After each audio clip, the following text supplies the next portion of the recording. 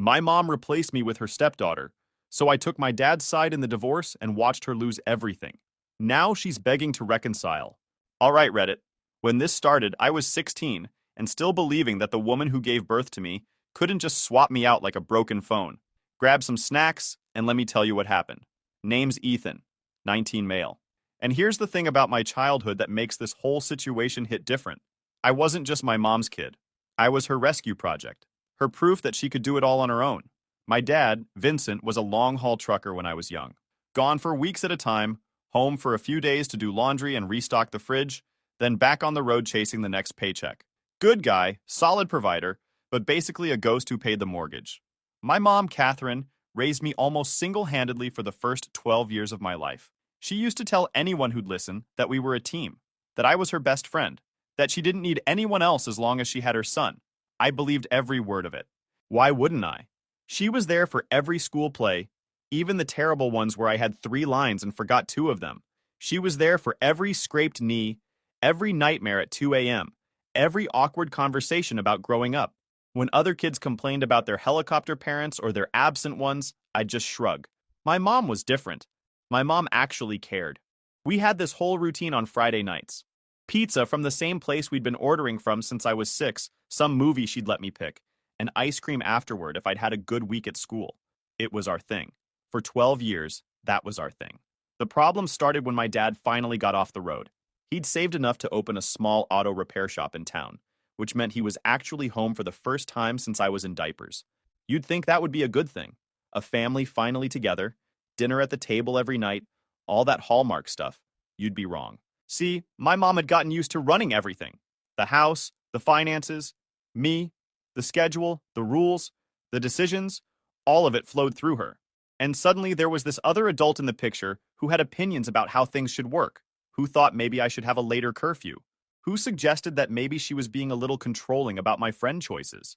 They fought constantly, the cold, quiet kind where nobody talks at dinner, and every conversation has layers of meaning underneath it.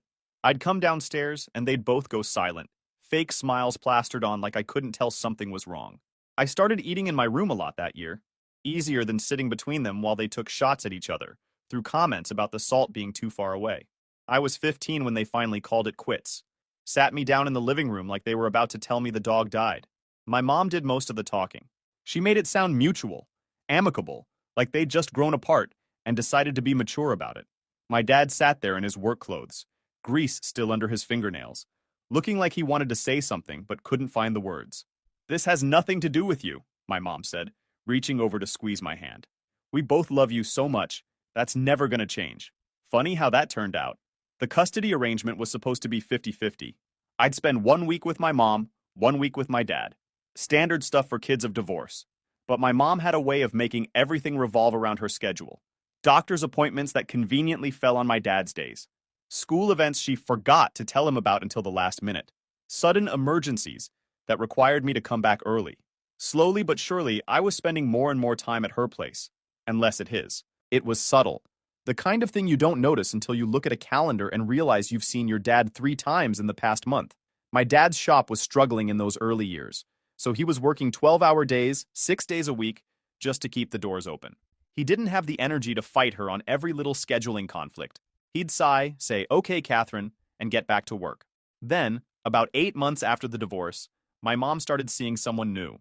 His name was Darren, sales director at some pharmaceutical company, which meant nice car, expensive suits, and the kind of vocabulary where every sentence sounded like a pitch meeting. He drove a BMW that he washed every Sunday like it was a religious ritual. I met him exactly twice, before my mom announced they were moving in together. 2 dinners at restaurants I couldn't pronounce the names of, where he asked me surface-level questions about school and sports, and then talked to my mom about his portfolio the rest of the night. She didn't ask how I felt about him moving in. She told me it was happening and expected me to smile and play along. Then there was Darren's daughter. Her name was Ruby, 15 years old, same grade as me at a different school, and she split time between Darren's place and her mom's house in another state. Ruby's mom had gotten remarried to some guy with 3 kids of his own, and apparently Ruby didn't like sharing oxygen with them. So she convinced Darren to petition for primary custody, and since her mom was apparently relieved to have 1 less headache, nobody fought it. Within a month of the custody change, Ruby was unpacking boxes in what used to be our guest room. From day one, she acted like she owned the place. She took the guest room with the attached bathroom, even though my room had been next to the main hall bath my entire life. When I pointed out that I'd lived there for years and maybe had some claim to bathroom priority, she looked at me like I'd suggested she sleep in the garage. "It just makes more sense for me to have the one with the bathroom," she said, not even looking up from her phone. "Girls need more space. That's just how it is." My mom, standing right there, nodded. "She's got a point, sweetie. You can make it work." I could make it work. That became the refrain of my life for the next 2 years. Ruby reorganized the kitchen cabinets because she couldn't find anything the way we had it. She complained about the TV being too loud when I watched football, but blasted her music through the speaker at all hours. She took over the family room every afternoon for her study time, which mostly meant scrolling Instagram while books gathered dust around her. And my mom? She thought it was adorable. She'd laugh off Ruby's demands like they were charming quirks. She's been through a lot with her parents' divorce. She said, "We need to give her time to settle in." Apparently, I'd also been through a divorce, but my adjustment period ended the moment someone more interesting showed up. My buddy Mason noticed it before I fully admitted it to myself. He'd been my best friend since 3rd grade. He came over to hang out one Saturday and witnessed my mom cancel our plans to go to a movie because Ruby wanted to check out some new boutique at the mall. "Can't we just go to the movie after?" I'd asked, trying to keep my voice neutral. My mom barely looked at me. "We're going to be shopping for a while. Maybe next weekend." There was no next weekend. There never was. After she left, Mason just stared at me. "Dude, what the heck was that?" "What was what?" "That." He gestured at the door like my mom's ghost was still standing there. "She just bailed on you to go mall shopping with the new kid. That's messed up." I shrugged, but I felt it. The way you feel a bruise before it turns purple. "It's not a big deal. Ruby's still settling in. She's been here 4 months. How long does settling in take?" I didn't have an answer for that. The first real gut punch came around Christmas. I'd been saving up from my part-time job at a grocery store, bagging groceries and stocking shelves for minimum wage, trying to buy my mom something she'd actually appreciate. She'd been eyeing this cashmere scarf at the department store for weeks. I figured if I skipped lunches and picked up extra shifts, I could swing it. Christmas morning, she opened my gift first. Pulled out the scarf, smiled, said thank you, set it aside. Didn't try it on. Didn't hold it up to the light. Just set it aside like it was nothing special. Then, Ruby handed over her gift, a designer purse that Darren had obviously paid for. Probably cost more than I made in 2 months of bagging groceries. My mom lost her mind. Hugging Ruby, crying about how thoughtful it was, going on about how she'd wanted this exact bag for months, holding it up and examining it from every angle. She wore that purse every single day for the next month. The scarf stayed in her closet with the tag still on. The next week, my mom took Ruby to get her ears pierced at some fancy jewelry store downtown. Matching earrings for both of them. When I mentioned I'd been wanting a new pair of headphones for months, she said I should save up from my job. The earrings cost $300. I saw the receipt in the trash. My headphones would have been $40. Darren, for his part, wasn't a bad guy. He was just clueless. The kind of man who worked 60 hours a week and assumed everything at home was fine because nobody was actively bleeding. He'd pat me on the shoulder sometimes and ask how school was going, then zone out halfway through my answer to check his phone. Not malicious, just checked out, just not there when it mattered. Ruby was harder to read. She had this way of positioning herself that always made her look good and left me looking like the difficult one. If I complained about something she did, she'd get this confused, hurt expression and say she didn't realize it was a problem. If I asked for something my mom had already given her, she'd offer to share in this generous voice that made me feel petty for asking in the first place. One time, she ate the leftovers I'd been saving in the fridge. When I called her out, she apologized so sweetly in front of my mom that I ended up looking petty for even mentioning it. "Oh my gosh, I had no idea those were yours. I'm so sorry, I'll totally replace them." She never did. My mom told me to let it go. The thing that really opened my eyes was my junior year parent-teacher conference. My mom had promised to come. It was the first one since the divorce, where she'd be representing our household, and I actually had good stuff to show her. My grades were up, my teachers liked me. She didn't show. Ruby had a dance recital the same night, a showcase for some studio class she'd been taking for 3 months, and my mom decided that took priority.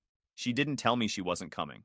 I found out when I was standing in the school hallway waiting for her, and she texted that something came up. My dad ended up coming instead. Drove 40 minutes after a full day at the shop, told me he was proud of me on the drive home. My mom never even asked how it went. A few weeks later, I had a doctor's appointment for a sports physical. Routine stuff. My mom was supposed to take me since it was her week.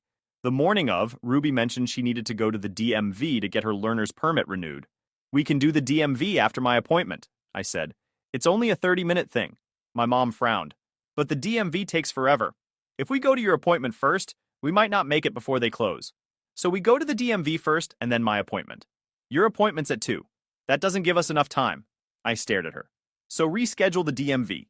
Ruby's permit expires next week. She has to get this done. My mom was already grabbing her keys. Can you just ask your father to take you? I'm sure he can fit it in. I called my dad. He fit it in. Ruby, to her credit, didn't gloat about stuff like that. She didn't need to. She'd just give me this little look sometimes and wanted to make sure I knew it too. I really appreciate your mom, she said to me once, a few days after the DMV thing. We were both in the kitchen. She's been so welcoming. It must be nice having a mom who actually cares. She said it like she was praising my mom's generosity, but the message was obvious. I didn't respond. Just took my soda and went to my room. Junior year was when the favoritism stopped being something I could pretend wasn't happening. It became just how things worked in that house. My mom and Darren got married in April. I was there, standing in a rented suit that didn't fit right, watching my mom promise to love and cherish a man she'd known for barely 14 months. Ruby was the maid of honor, gave this whole speech about how grateful she was to have a real mother who understood her. My mom cried. Everyone applauded. I wasn't even asked to give a toast. After the wedding, the difference in how we were treated became impossible to ignore. Ruby wanted to redecorate her room.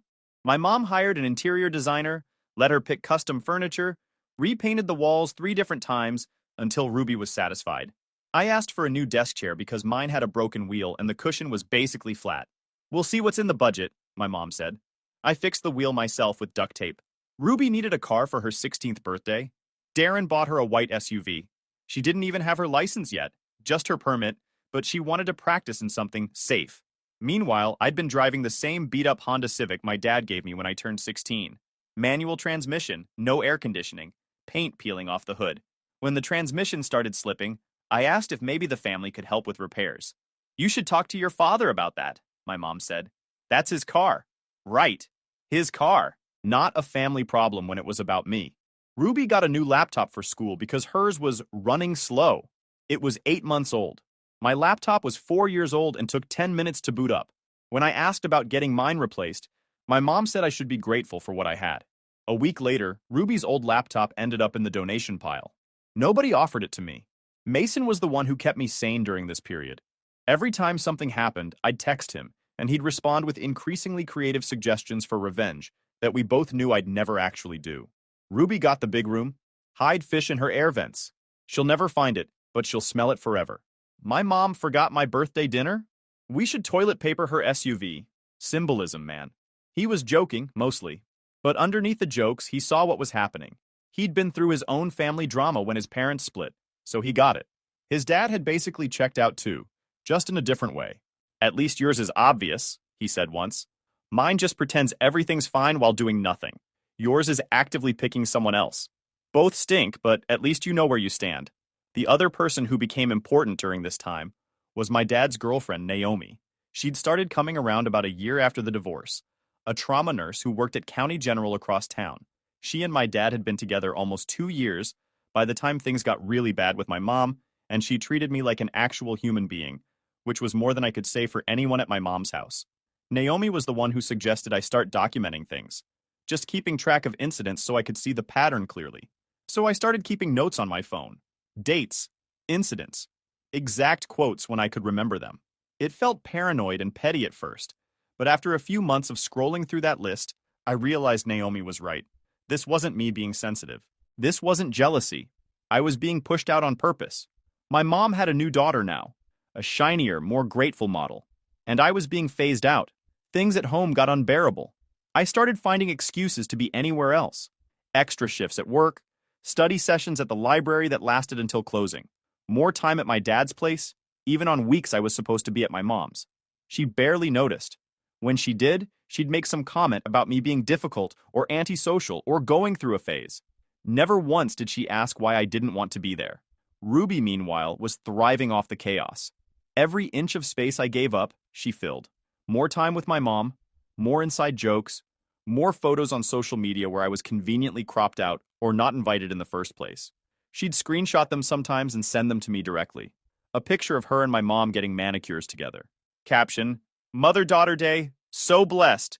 My mom had never called it that when it was just us. Never once in 16 years. I showed Mason one of those screenshots, and he just shook his head slow. She's playing a whole different game than you, dude. And she's winning. He wasn't wrong. But I was still stuck living with her. The breaking happened on a Saturday night in May. My mom and Darren were hosting a dinner party for some of his work colleagues. Important people, apparently. The kind of dinner where you're expected to dress up, smile pretty, and pretend to be the perfect blended family for 3 hours. I didn't want to be there. I'd already made plans with Mason to go to a movie, but my mom insisted I show up for at least the first hour. Make a good impression. Fine. Whatever. I put on a button-down and went downstairs to play my part.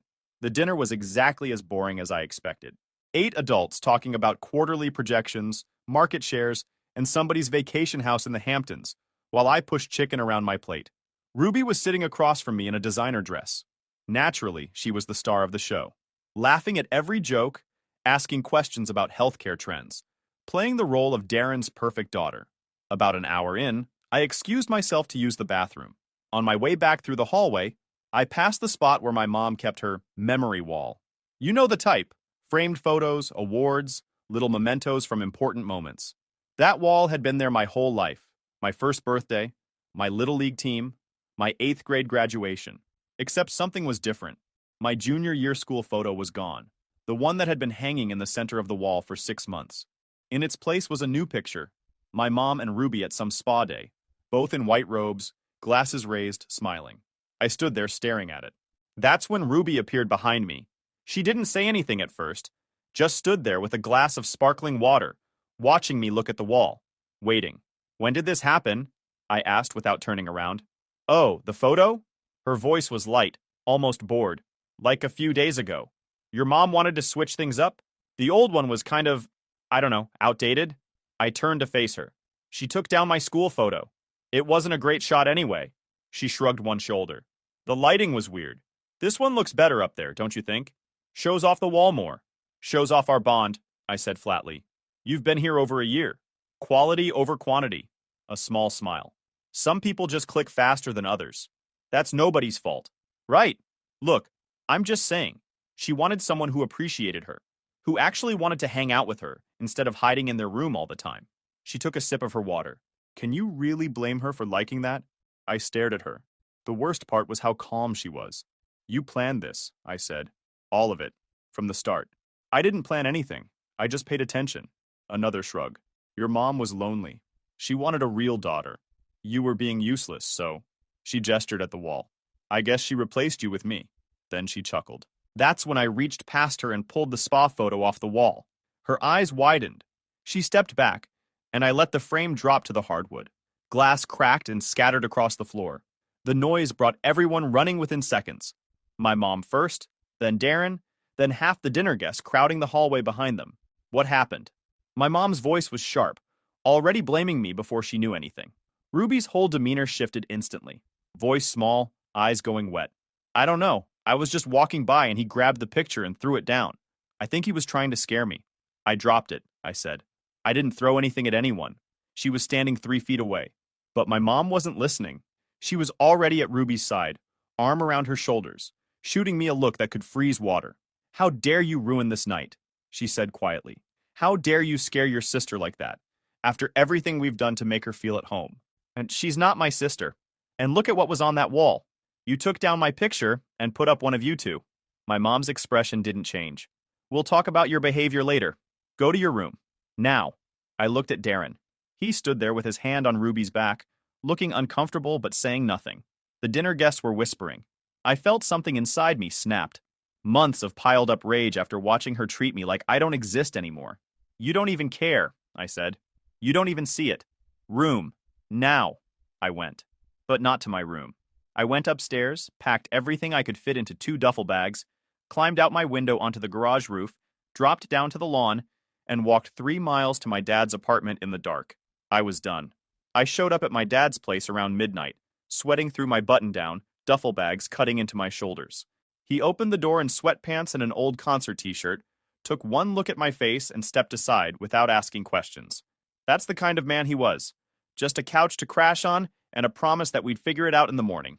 Naomi made breakfast the next day. Eggs and toast and coffee.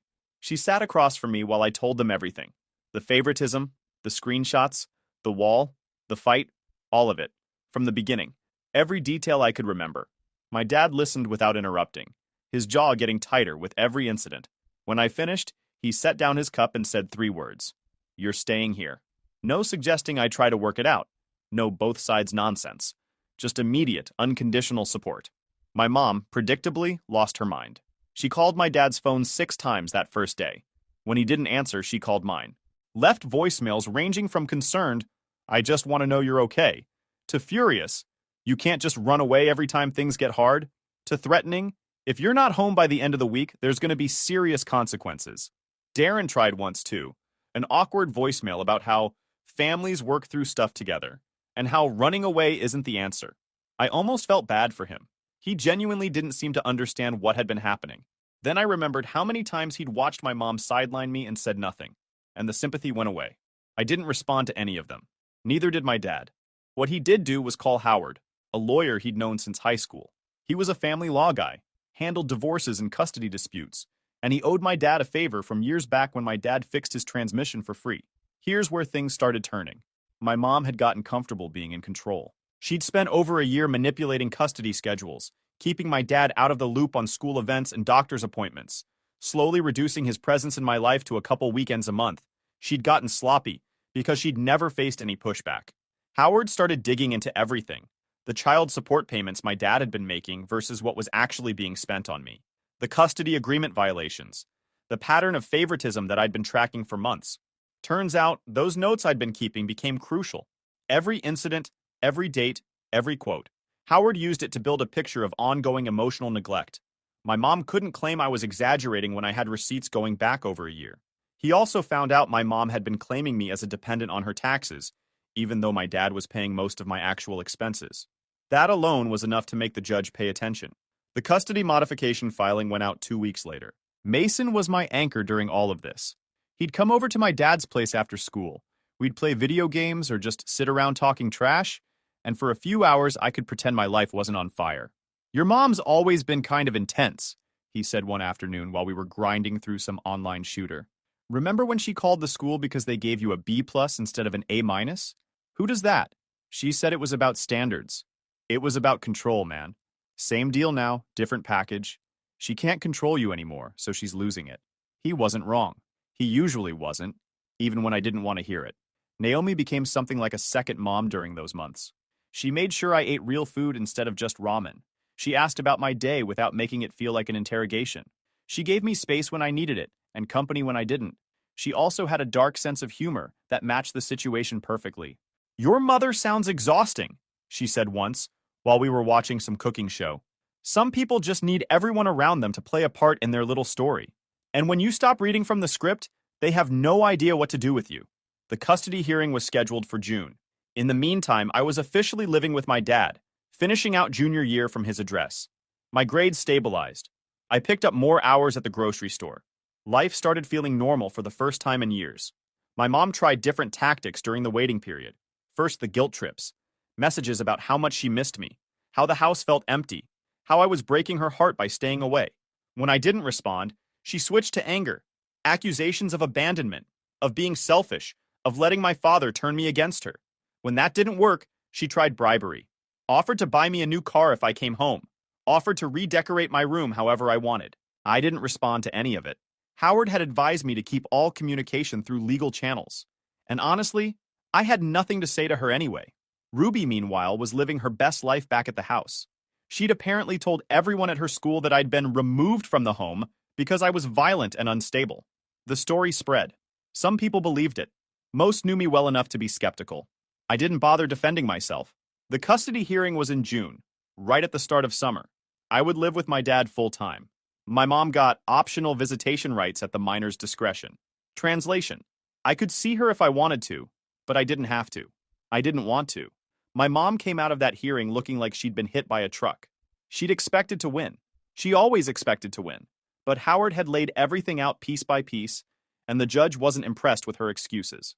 The favoritism, the financial disparities, the pattern of broken promises, all documented, all verified, all impossible to explain away. She tried to corner me outside the courthouse afterward, started walking toward me. My dad stepped between us. Didn't say anything aggressive, just put himself in the way and said, "Not today, Catherine. Not anymore." She stopped, looked at me over his shoulder, and for just a second I saw something in her eyes that might have been regret. I walked away without looking back. That should have been the end of it, but life has a way of piling on when you least expect it. See, Darren had been watching this whole custody disaster unfold, and it made him start asking questions. Questions about why his wife seemed more focused on her stepdaughter than her own biological son. Questions about why I'd left so suddenly and dramatically. Questions that led him to examine the household finances more carefully than he ever had before. Darren was a numbers guy. Once he started digging, he found everything. My mom had been skimming from their joint accounts for over a year. Not massive amounts, but consistent. A few hundred here, 1,000 there, all flowing into a personal account she'd never disclosed. Money that was supposed to be going toward household expenses that ended up funding shopping trips and spa days and who knows what else. The hidden account had over $12,000 in it. Since they moved in together, she'd been siphoning off cash. Darren showed her the bank statements, dated and highlighted, and asked her to explain. She couldn't. The confrontation happened about 6 weeks after the custody hearing. I wasn't there, obviously, but the fallout hit the gossip network fast. Mason's older sister worked at a salon in town, and within 48 hours, she had the whole story from a client who lived 2 doors down from my mom. Darren packed a bag, called my mom a liar and a fraud, walked out of the house they'd shared for less than 3 years, filed for divorce the following Monday. Apparently, the final straw was when he confronted her about the hidden account, and she tried to gaslight him about it. Told him he was confused, that the money was for emergencies, that he was being paranoid. But Darren had spreadsheets and bank records, and he wasn't a teenager who still wanted to believe his mother was a good person. When she realized she couldn't lie her way out of it, she switched to crying and apologizing, but by then it was too late. Darren had already called his lawyer. The house was in his name. The cars were leased through his company. Without his income propping up the lifestyle, my mom couldn't afford to maintain any of it. The SUV got repossessed. The house went on the market. She had to move into a cramped apartment across town, the same neighborhood she used to make snide comments about whenever we drove through. Funny how life works. Ruby went back to her biological mom's place. Her mom wasn't thrilled to have her back, especially since Ruby's attitude hadn't improved any. Last update I got through the grapevine, she was working some minimum wage gig, posting vague motivational quotes on social media about toxic family members, and knowing your worth. Mason sent me the real estate listing when my mom's house went up for sale. 3 bedrooms, 2.5 baths, motivated seller. He attached a GIF of Michael Jackson eating popcorn. Couldn't have happened to a nicer person, he texted. I'd be lying if I said there wasn't some satisfaction in watching the whole thing fall apart. She'd made me feel invisible, worthless, replaceable. Now she was the one being replaced, by the consequences of her own choices. My dad's shop had finally turned a corner financially, so things at his place were stable and getting better.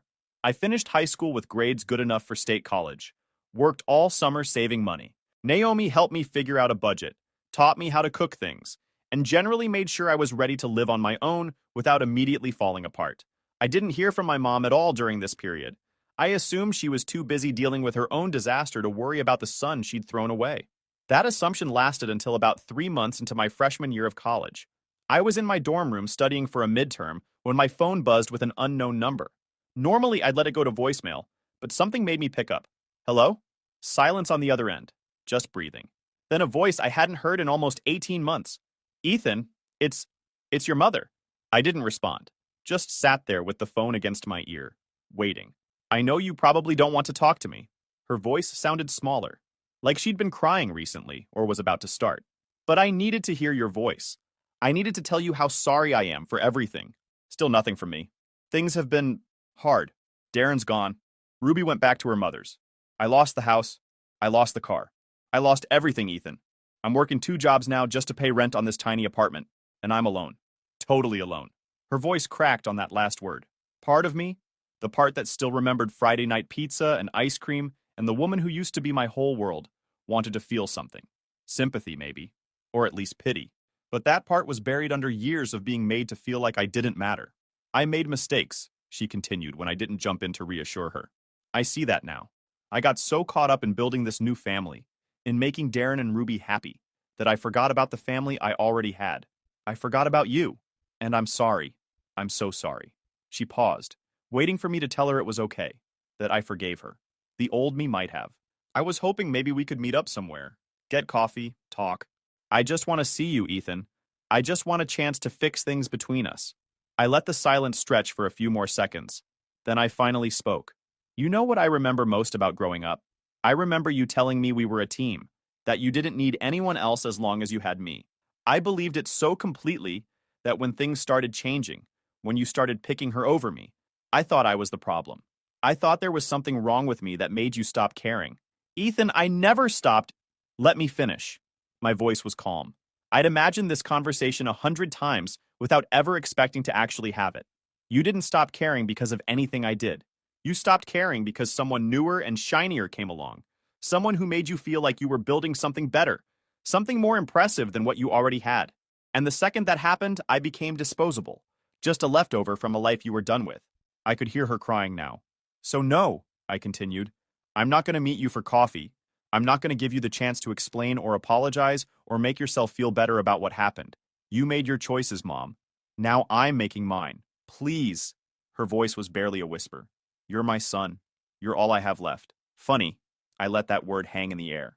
That's exactly how I felt when I was living in your house, watching you swap me out like I was broken goods. I guess now you know what that feels like. I can change. I can do better. Goodbye, Mom. I hung up before she could respond, blocked the number, put my phone face down on the desk, and went back to studying for my midterm. Here's the thing. If it helps anyone going through something similar, it's not your fault. Whatever you did or didn't do, however you tried to fix it, their failure as a parent isn't about you. It's about them. You can't make someone love you the way they should. You can only control how you respond when they don't. I chose to walk away. I chose to build a life with people who actually showed up. And honestly, life is pretty good now. If you enjoyed this video, please hit that subscribe button. It really helps the channel and help us bring you more and better stories. Thanks.